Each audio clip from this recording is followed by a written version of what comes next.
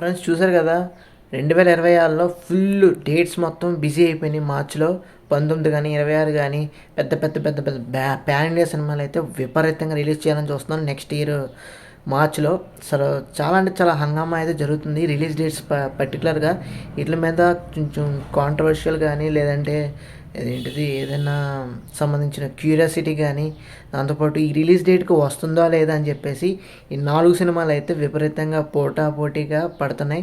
అదేవిధంగా ఏంటంటే రామ్ చరణ్ గారు కూడా ఇవేమీ అఫీషియల్ డేట్స్ కావు, 1-2 అఫీషియల్ డేట్స్ ఉన్నా కానీ మిగతా ఏమీ అఫీషియల్గా కాదు. బట్ అన్అఫీషియల్గా ఉన్నా కానీ బట్ ఏంటంటే వాళ్ళు ఈ విధంగా అయితే రిలీజ్ డేట్స్ అనుకుంటున్నారు. ఎందుకంటే హ్యూజ్ ఇండియా మొత్తం కూడా ఈ పెద్ద పెద్ద సినిమాలు ఒకేసారి ఒకే డేట్ని రిలీజ్ చేస్తే ఖచ్చితంగా క్లాష్ అయ్యే అవకాశం ఉంటుంది. దాంతోపాటు బాక్స్ ఆఫీస్ మీద విపరీతమైన ఇంపాక్ట్ అయితే పడే అవకాశం ఉంటుంది. సో ఎలా డీల్ చేస్తారనేది ఫర్దర్గా మనకి అప్డేట్స్ వస్తాయి కనుక తప్పకుండా మీకు ఇన్ఫామ్ చేయడానికి నేను ముందుంటాను. కాబట్టి తప్పకుండా మన ఛానల్కి అయితే సబ్స్క్రైబ్ చేసుకుంటే ఇలాంటి ఇన్ఫర్మేషన్ తెలుసుకోవడానికి చాలా అవకాశం ఉంటుంది. తప్పకుండా సబ్స్క్రైబ్ చేసుకోండి ఫ్రెండ్స్.